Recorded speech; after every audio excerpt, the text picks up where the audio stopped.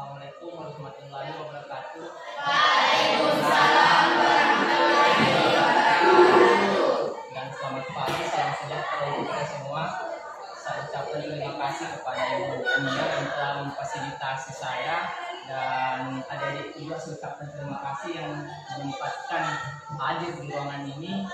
Dan kita di sini melakukan sharing session dan menambah hasanah ilmu pengetahuan adik-adik terkait dengan tahdir gitu. Dan di sini tentu adik-adik masih bingung pilihan tahdirnya kan, seperti itu. Kelas berapa sih nih? 10. Dan nanti adik-adik masih bertanya-tanya setelah lulus SMA mau kerja di mana, atau mau kuliah di mana, atau mau lanjut ke pernikahan, seperti itu.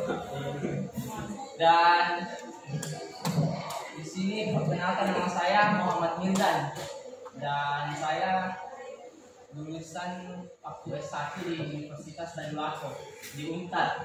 Sekarang menempuh program studi S2 di Universitas Negeri Makassar, sementara menyelesaikan studi, dan mudah-mudahan tahun depan sudah selesai. Amin. Jadi adik-adik di sini kan masih bingung mau lanjut kuliah nanti ke depannya, pilih program studi apa, kan begitu. Jadi kalau kita di Indonesia ini rata-rata biasa itu mengikut keluarga, budaya juga, lingkungan. Biasa orang tua kita kerjanya seperti ini, otomatis biasa kita mengikut ke situ. Karena faktor lingkungan, faktor keluarga itu biasa menentukan karir ke depannya. Dan biasa juga di waktu SMA saya itu ada namanya konformitas. Konformitas itu ikut-ikutan. Apa yang dia pilih temannya, itu juga dia pilih ke depannya. Padahal kalau kita mau menentukan karir itu sesuai minat dan bakat. Minat dan bakat. Di sini ada bakatnya yang menyanyi. Ada. Bisa menyanyi nanti. Menyanyi. Dan bakatnya di otomotif.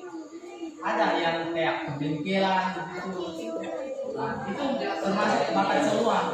Kalau minat itu keinginan. Biasa berubah.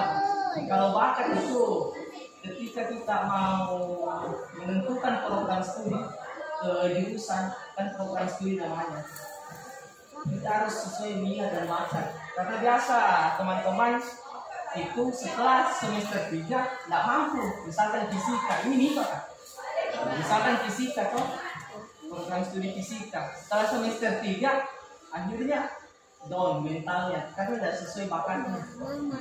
Karena ikut-ikutan pada waktu pemilihan jurusan, konformitas dalam ilmu psikologi itu konformitas, ikut-ikutan apa yang dia ikuti di lingkungannya banyak dia ikuti walaupun salah gitu. Breaking ini kelihatan kan wajah orang berapa jumlahnya, kelihatan ya. Jumlah wajah orang itu ada 5.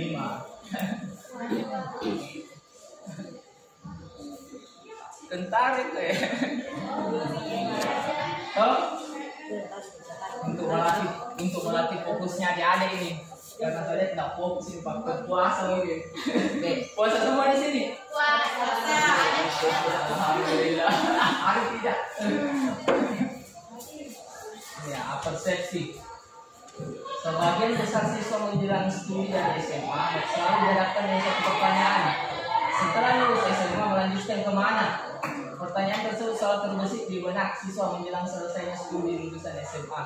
Banyak alternatif bisa dilakukan antara studi lanjut, kuliah program studi ada D1, D2, D3, S1 atau kursus pelatihan. Bekerja di luar negeri atau berkeluarga. Ada yang berkeluarga di sini? Belum ada ya? Masih muda.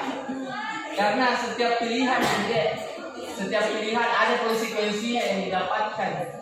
Mau kerja, mau kuliah, mau nikah, semua ada konsekuensinya. Kalau di sini kan mayoritas mau kuliah ya, angkat tangan dulu yang mau kuliah. Woi, rata-rata mau kuliah. Tidak mau kuliah. Jadi saya bahas saja dulu yang ketika studi lanjut, ketika lulus SMA, saya bahas saja yang kuliah karena mayoritas mau kuliah. Tidak usah saya bahas yang nikah. Jadi setelah kita lulus di SMA itu tentu mau kuliah ada faktor-faktor yang dihadapkan ketika kita mau kuliah, yaitu faktor apa? Faktor pendukung, yaitu ekonomi. Tentu kalau ekonomi maksudnya tidak terpenuhi, mungkin bisa saja terhambat perkuliahan kita. Nilai faktor akademik ketika mendaftar di universitas atau di kampus itu ada standar minimal nilai kalau tidak mau lolos. Kalau di sini kan ada namanya jalur undangan, pada saat saya lalu jalur undangan tanpa tes masuk di misalkan juga. Kalau saya S1 ulang itu beasiswa saya S1. Saya kan maksudnya ketika kita kuliah harus membangun relasi banyak, berbaur dengan teman-teman gitu. Pokoknya jangan pilih-pilih teman, maksudnya dalam hal positif. Yang pilih teman, biasa kan kita cenderung memilih teman gitu sesuai frekuensi. Nah, ada kan seperti itu, misalkan temannya kita pendiam, tidak memilih teman sudah. Ada temannya kita yang tidak extrovert, kepribadiannya extrovert, istilahnya periang. Ada kan yang dominan di kelas ini pasti yang istilahnya periang lah, pokoknya aktif, super aktif gitu. Pasti begitu.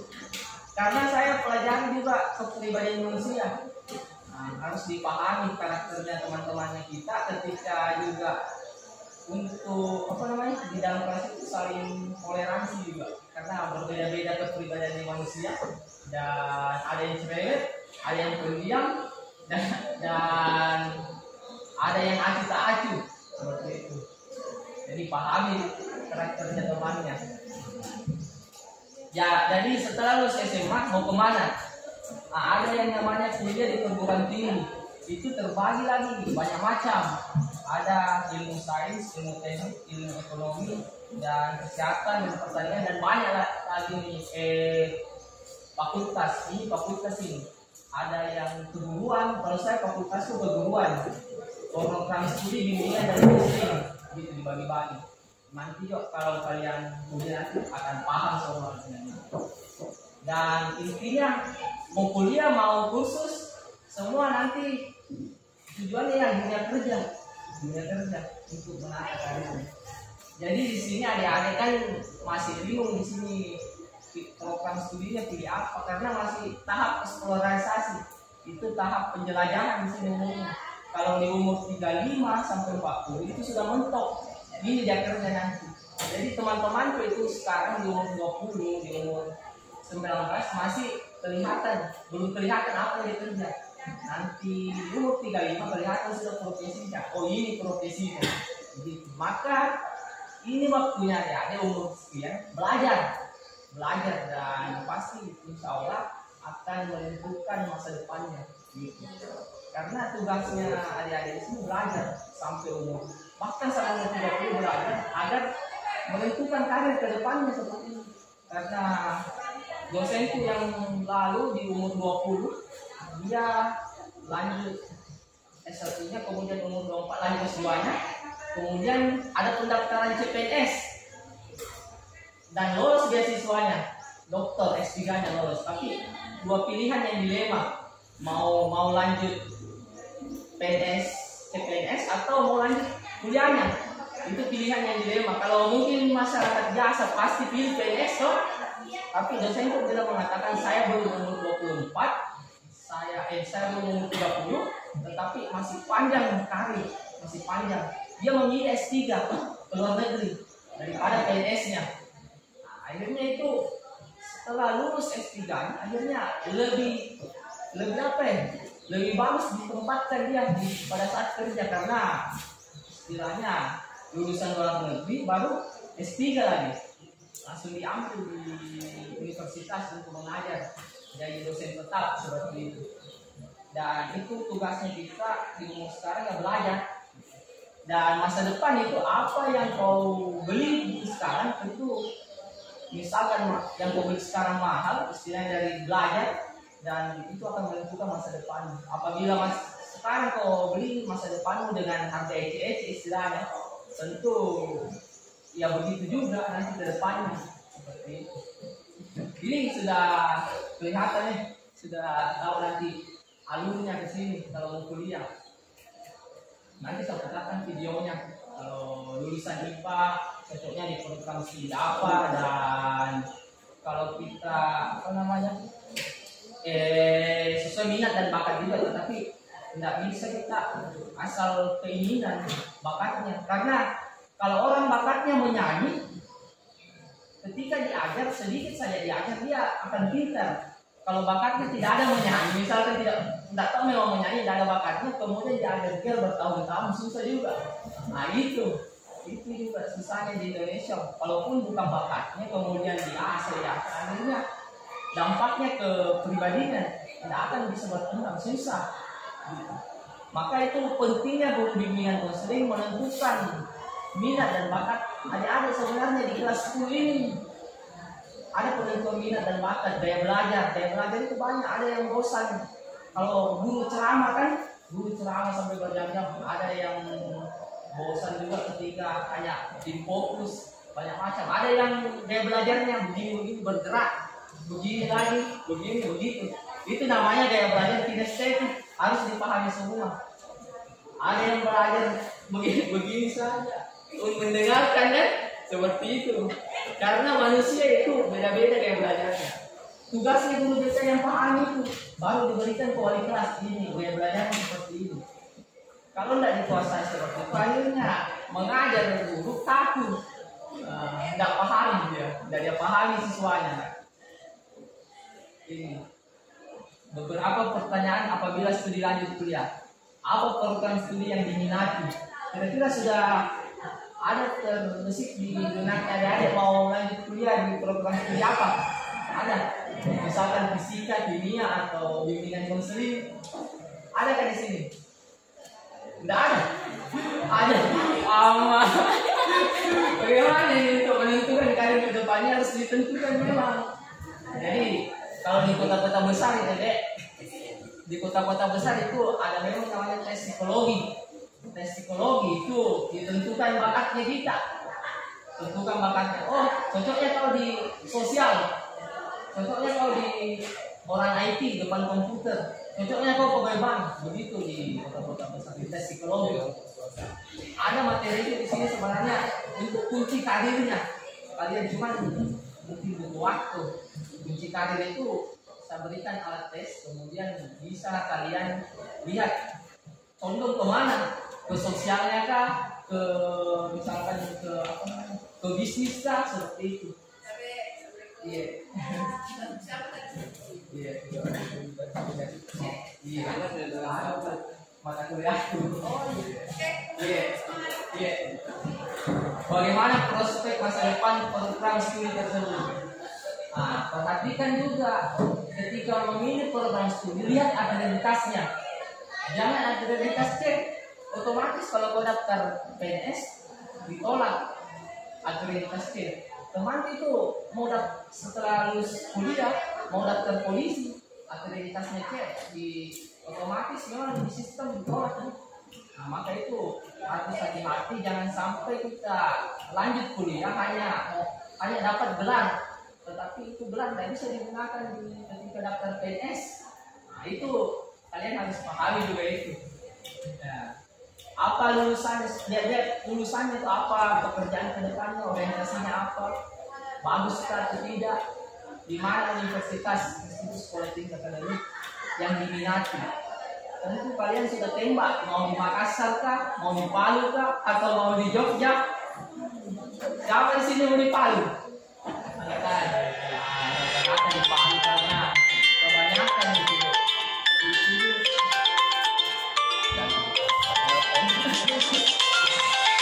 Kuliah, ya di mana mau kuliah tau?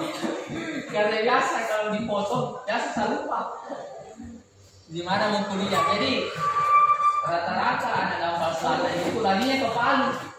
Larinya ke Palu karena mudah dijangkau. Kita perhatikan mudah dijangkau dari segi ekonomi juga kita mengeluarkan uang sedikit karena mudah dijangkau dan lumayan juga kampusnya aktivitasnya bagus yang saya tempati. Nggak usah sebut merek. Dan bagaimana langkah sukses menuju perguruan tinggi? Itu semua pertanyaan. Dan mengapa harus studi lanjut? Ini mengapa harus kita lanjut kuliah di perguruan tinggi?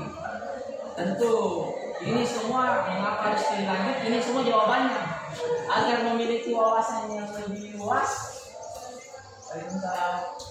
Sehingga dapat membentuk pola pikir mindset dalam diri Anda lebih baik. Jadi tentu adik-adik ketika kerja berubah pola pikirnya dengan misalkan mohon maaf yang tidak kuliah, tetapi bukan berarti yang tidak kuliah tidak menjamin kesuksesan. Dan kuliah itu apa tujuannya kuliah? Saya bisa ada jawab tujuannya dari kuliah nanti ada. Masa nggak punya tujuan? Ayo. Bisa angkat tangan dulu, tujuannya apa? Nggak tahu. Ais, bagaimana nih harusnya? Bukan tujuannya dulu mau kuliah apa? Orientasinya apa? Kalau misalkan mau jadi guru, ya wajib kuliah. Masa gitu hanya setelah SMA mau mengajar di SMA nggak bisa kan? Seperti itu. Kalau mau jadi kaya, kira-kira mau harus kuliah atau tidak? Harus. Ada yang mengatakan harus, ada yang mengatakan tidak. Begitu, tergantung. Maka kuliah itu ada yang mengatakan saya mau jadi kaya, tidak selamanya. Karena teman-temanku itu banyak yang setelah kuliah juga. Tapi itu makanya tergantung individu. Makanya kita kuliah itu di situ tempatnya kita membangun relasi, membangun mindset, membangun pola pikir, soft skill, hard skill. Makanya ketika kita lulus kuliah harus dimantapkan namanya soft skill juga. Soft skill agar kita hard skill juga apa di bidang IT, kuasai IT agar kita dilirik di perusahaan atau di instansi kerja. Banyak sarjana pengangguran pernah nggak tahu apa-apa. Nah gitu. Makanya intinya itu yang mengatakan pendidikan tidak penting itu tergantung kalau orangnya seperti apa dulu pada saat kuliah, hanya main-main atau tidak. Karena banyak juga lulusan yang mantap kerjanya, lulusan S2 mantap kerjanya karena itu ada hard skill, soft skill. Jadi ada yang tahu hard skill itu apa, soft skill itu apa? Tidak. Hard skill itu berhubungan dengan perangkat keras kita kuasai seperti IT, komputer itu kita kuasai semua. Kalau hard skill itu, soft skill itu apa? Contoh Anies Baswedan tahu? Anies Baswedan. Ada.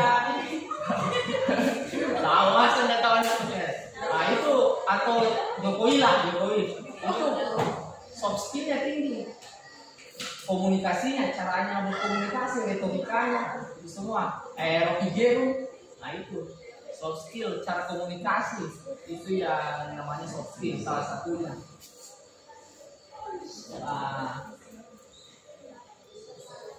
Sudah baca semuanya? Nggak usah saya jelaskan karena apa lagi saya. Kalau mau bertanya nanti bertanya, kita sharing bagaimana kehidupan kuliah atau apa. Karena nanti pasti akan kalian dapatkan kalau kehidupan kuliah seperti apa. Kuliah itu tidak ada namanya dikejar-kejar sama guru. Terserah mau. Makanya ada kuliah sampai 7 tahun, 8 tahun.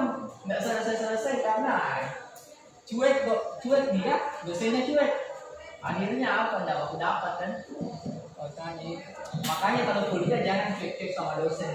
Karena kalau kau cuek sama dosen otomatis tidak akan perhatikan. Makanya itu kita yang kejar dosen, bukan dosen yang kejar kita. Kalau di SMA kita tidak hadir, biasa dicari kan sama guru. Nah itu perbedaannya, kita diajarkan mandiri. Manajemen waktu harus diperkuat ketika kita kuliah. Nah, hal yang harus diperhatikan studi lanjut, status akreditasi dan perguruan tinggi, jalur jenjang pendidikan dan perguruan tinggi. Bentuk-bentuk perguruan tinggi ada universitas, ada institut, sekolah tinggi, akademi, politeknik. Kalau universitas contoh Universitas Nadulako, sekolah tinggi banyak di Palu juga, institut akademi.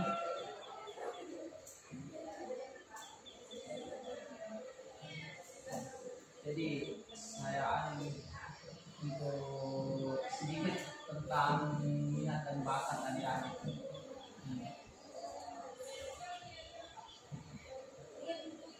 Sampai jam berapa di sini, Dek? Sampai jam berapa? Hah? Jam 11. Oh iya. Ini terkait dengan minat. Ini minat dan kepribadian adik-adik. Ketika mau memilih program studi itu harus sesuai dengan tipe kepribadian. Ada namanya yang realistik, kasih cepat saja. Kepribadian realistik itu seperti apa? Orang yang realistik cenderung nyaman menggunakan alat atau mesin dalam hobi atau pekerjaan yang cenderung memiliki sedikit toleransi. Jadi ini orang realistik ini berhubungan dengan mesin dan menggunakan fisik seperti itu. Dia cenderung seperti itu. Kalau dia orang realistik dihadapkan, dimasukkan di karirnya ke depannya seperti apa istilahnya? Akuntan yang hanya dihadapkan depan laptop, berjam-jam depan laptop akan bosan. Makanya ada itu ketika dia sudah kerja, dia tidak menyukai pekerjaannya, dia tidak nyaman dengan pekerjaannya karena tidak sesuai kepribadiannya. Nah begitu. Maka pentingnya juga ketika kita mau masuk kerja sesuai minat dan bakat. Ini investigatif, ada lingkungan di mana orang mencari solusi masalah dengan kepentingan matematika, pemikiran logis dalam melakukan solusi masalah bidang ini. Seperti yang contohnya ini dosen, rata-rata dosen di investigatif. Orang investigatif menikmati teka-teki, selalu ada penelitian seperti itu. Artistik ini orang yang kreativitasnya tinggi dan dia ini cenderung artis seperti itu, misalkan pemusik. Sosial ini yang menjadi seperti orang psikolog itu orang sosial semua, anggota dewan. Nah ini juga ini orang leasing yang itu orang yang kerja di lingkungan kantor. Dia ini senang dia kalau dia di bagian administrasi, pokoknya ketika dia mengerjakan sesuatu dia teliti sekali. Dan contoh pegawai bank seperti itu, dia teliti sekali. Dia betah berjam-jam di depan laptop, betah berjam-jam dalam ruangan. Ada orang yang tidak betah berjam-jam dalam ruangan. Contoh saya ketika orang introvert itu betah di dalam kamar berminggu-minggu. Ada yang betah dalam kamar berminggu-minggu di sini. Atau kalau orang extrovert itu tidak betah, biar 1 jam saja dalam kamar, 3 jam dalam kamar, bosan. Karena orang extrovert itu sifatnya dia pendiam dan juga dominan di teman-temannya, jiwa sosialnya tinggi. Itu orang extrovert seperti itu. Dan putarkan saja video supaya tidak mengantuk. Terkait dengan jurusan yang cocok ketika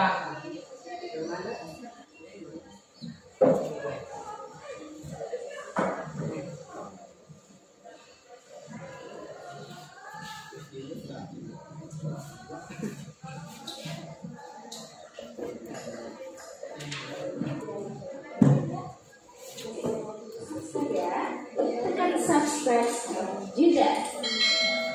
Oke, terima kasih sudah subscribe.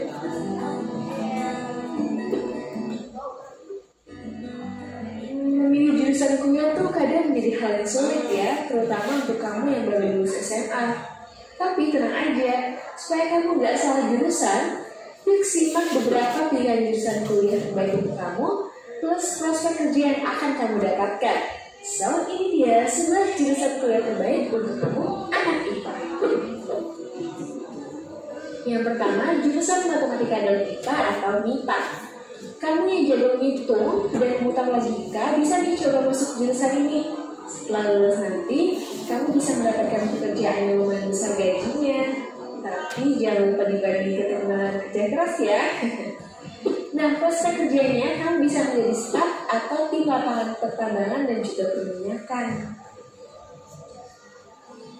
Yang kedua, jurusan teknik sipil. Ini nih jurusan yang paling banyak pesaingnya. Kenapa ya? Soalnya lulusan teknik sipil banyak dicari di lapangan kerja. Prospek kerjanya juga banyak banget. Salah satunya bisa menjadi kontraktor. Yang ketiga ada jurusan teknik elektro. Pertimbangan jurusan ini baik-baik karena dijamin di bidang telekomunikasi sangat berprospek sampai 10 tahun ke depan. Prospek kerjanya kamu bisa menjadi operator dan juga vendor. Yang keempat, jurusan teknik mesin, teknik industri, dan teknik fisika.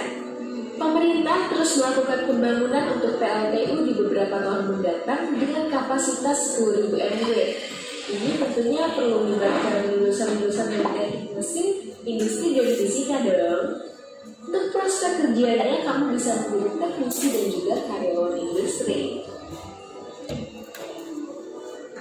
Yang kelima ada ilmu komputer dan juga teknik informatika.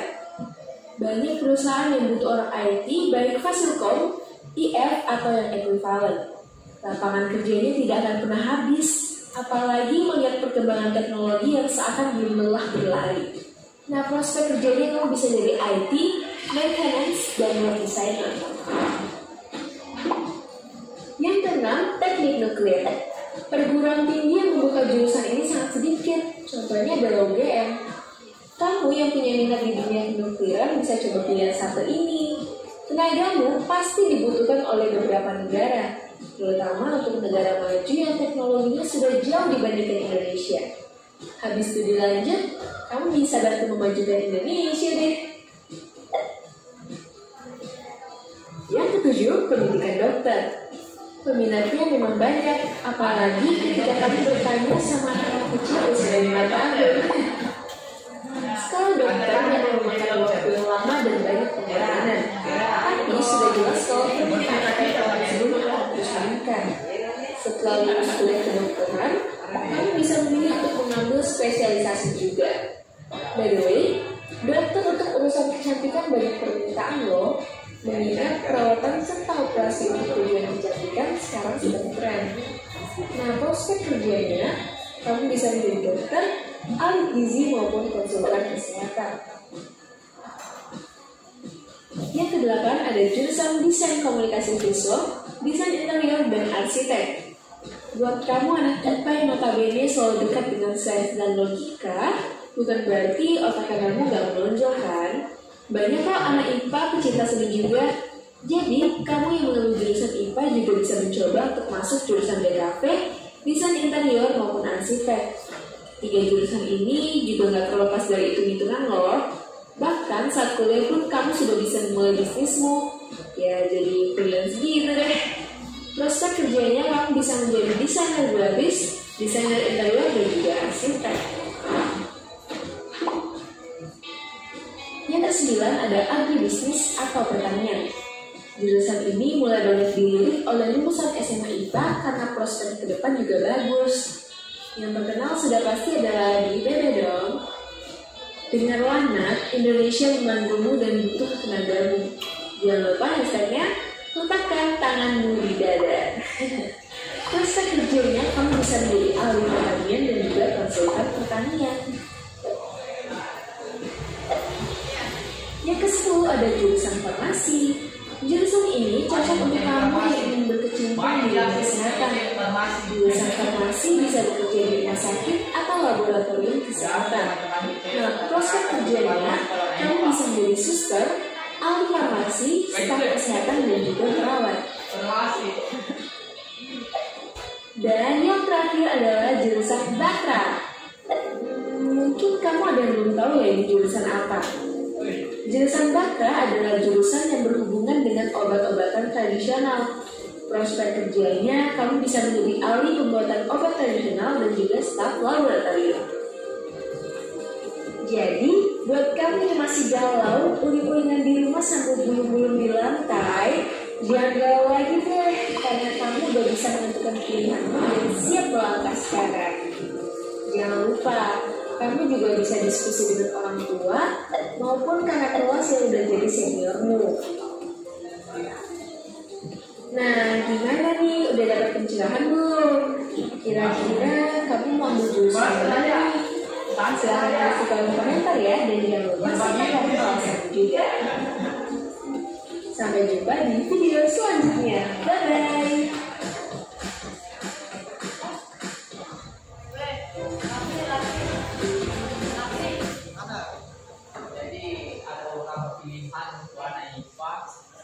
Jadi ada yang diminati salah satunya tadi.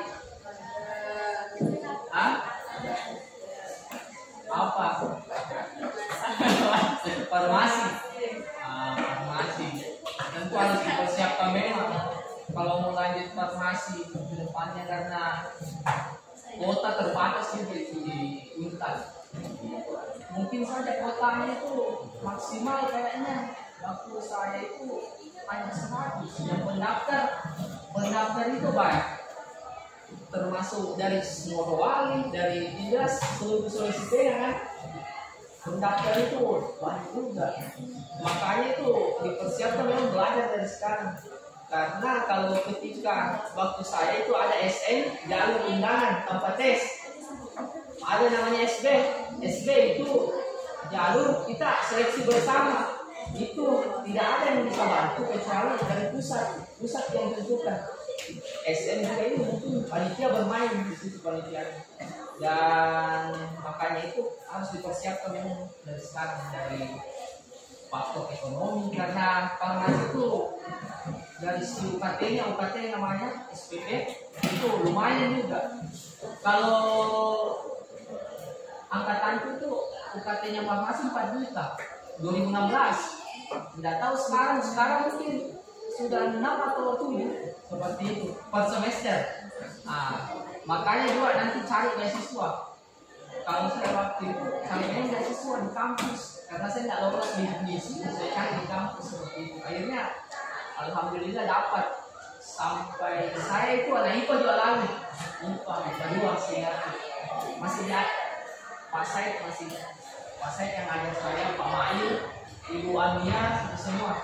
Dan akhirnya saya setelah kuliah masuk ke IPS, dan di Indonesia itu wilayahnya IPS, tapi namanya juga minat dan bakat toh.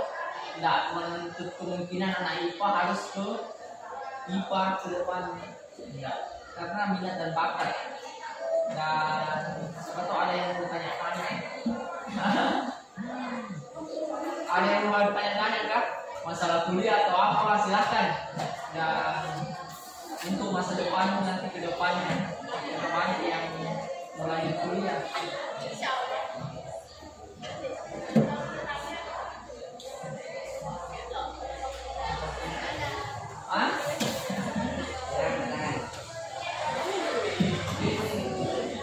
Rata-rata dari dulu itu kalau IPA sedikit lagi-laginya. Kenapa begitu ya? Ini ada pemilihan kalau kelas 1 sudah tinggi IPA atau dipilih dari tidak sendiri. Ya. Lalu waktu saya itu IPA dipilihkan oleh guru. Dilihat pada saat kita kelas 1 dilihat nilainya kita secara bagus dan biasa juga. Ada yang mengatakan adalah anak IPA istilahnya dari segi etika, dari segi bagus. Tapi banyak juga tidak, sebenarnya tidak bisa dijudge seperti itu. Semua sama. Tapi banyak yang seperti itu waktu zaman itu 2016, jadi biasa katanya anak IPS tidak dirikan seperti itu. Padahal tidak sih. Waktu masih zaman itu 2017 seperti itu. Ya, sekarang kan sudah kita pilih sendiri, pilihannya kita sendiri. Jadi betah di IPA ini. Nah, fisika, kimia.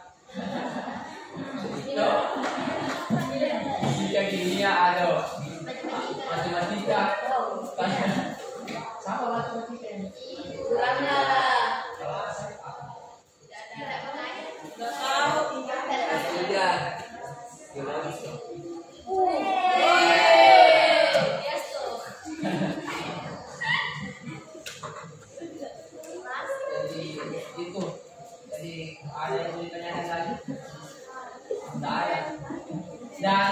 kehidupan kuliah itu deh, misalkan kalau dosen habis menjelaskan, dilihat keaktifannya kita. Dan kalau kita hanya diam-diam, biasa dia menilai dari aktifan kalau di perkuliahan. Makanya itu rata-rata dosen hanya mengingat ketika anak-anak itu sering bertanya, sering menjawab, sering menanggapi. Makanya itu harus memang dilatih komunikasi dari sekarang.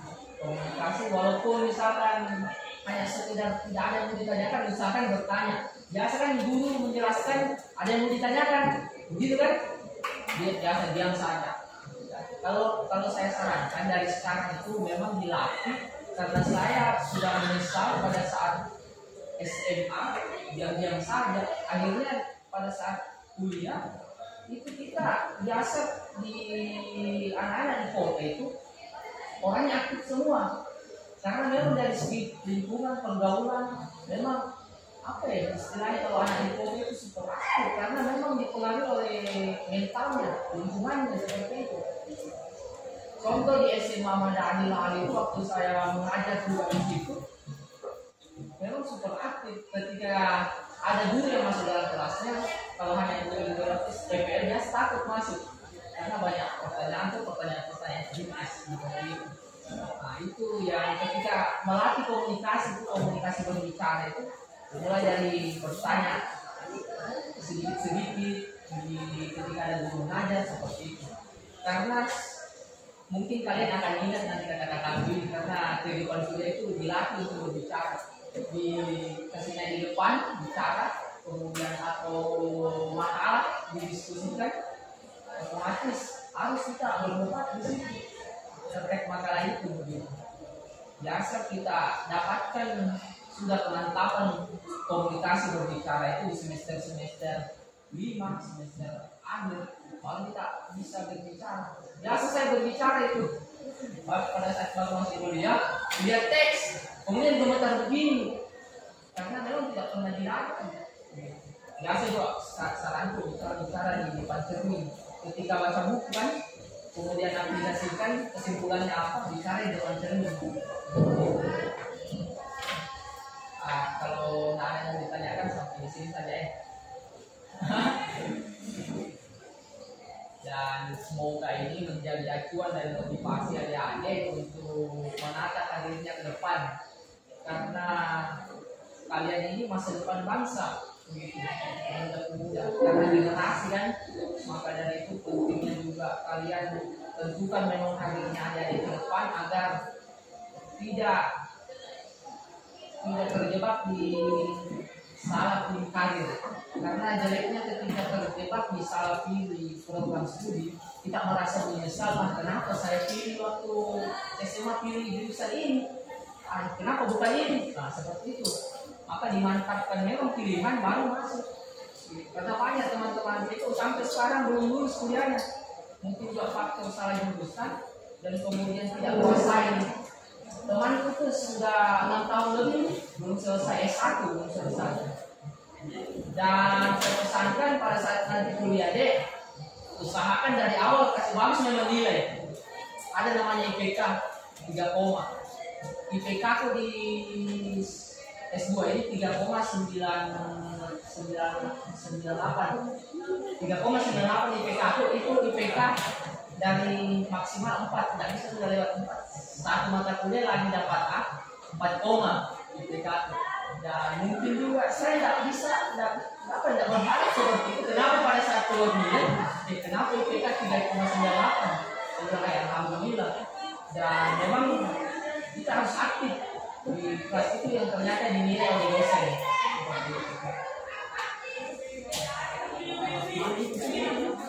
Masih ada sih.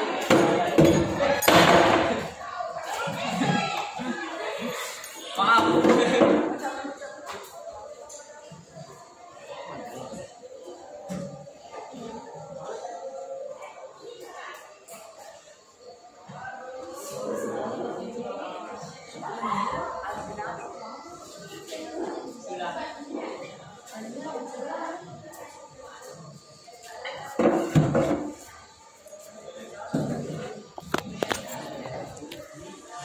Sudah